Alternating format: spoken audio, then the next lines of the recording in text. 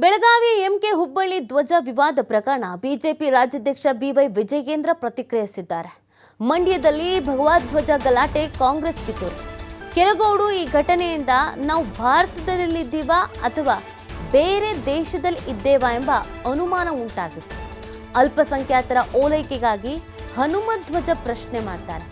ವಿಜಯಪುರದಲ್ಲಿ ಬಿಜೆಪಿ ರಾಜ್ಯಾಧ್ಯಕ್ಷ ವಿಜಯೇಂದ್ರ ವಾಗ್ದಾಳಿಯನ್ನ ಮಾಡಿದ್ದಾರೆ.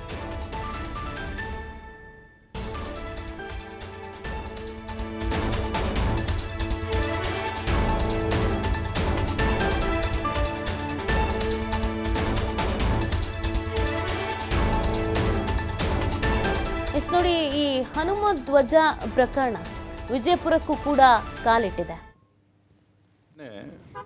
ಕಾಂಗ್ರೆಸ್ ಸರ್ಕಾರದ ರಾಜ್ಯ ಸರ್ಕಾರದ ಕಾಂಗ್ರೆಸ್ ಪಕ್ಷದ ಒಂದು ಪಿತೂರಿ.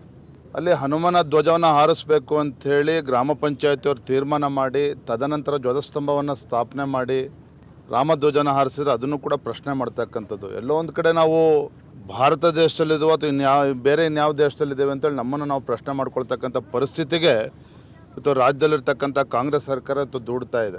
ಅಲ್ಪಸಂಖ್ಯಾತನ ಓಲೈಕೆ ರಾಜಕಾರಣ ಯಾವ ಮಟ್ಟಕ್ಕೆ ತಂದಿಟ್ಟಿದೆ ಅಂತ ಹೇಳಿದ್ರೆ, ಈ ರಾಜ್ಯದಲ್ಲಿ ರಾಷ್ಟ್ರ ಧ್ವಜವನ್ನು ಹಾರಿಸ್ತಕ್ಕಂಥ, ಈ ರಾಜ್ಯದಲ್ಲಿ ಹನುಮ ಧ್ವಜವನ್ನು ಹಾರಿಸ್ತಕ್ಕಂಥದ್ದು ಕೂಡ ಅವರು ಪ್ರಶ್ನೆ ಮಾಡ್ತಾರೆ ಅಂತ ಹೇಳಿದ್ರೆ ಬಹುಶಃ ಇದು ಅಧಿಕಾರದ ಮದ ಇವತ್ತು ಏರಿರ್ತಕ್ಕಂಥದ್ದು. ಹಾಗಾಗಿ ಈ ರೀತಿ ರಾಜ್ಯ ಸರ್ಕಾರ ನಡ್ಕೊಳ್ತಾ ಇದೆ. ನೋಡಿ, ಮಂಡ್ಯದಲ್ಲಿ ಕೆರಗೋಡಿನಲ್ಲಿ ನಡೆದಿರ್ತಕ್ಕಂಥ ಘಟನೆ ಕಾಂಗ್ರೆಸ್ ಸರ್ಕಾರದ ರಾಜ್ಯ ಸರ್ಕಾರ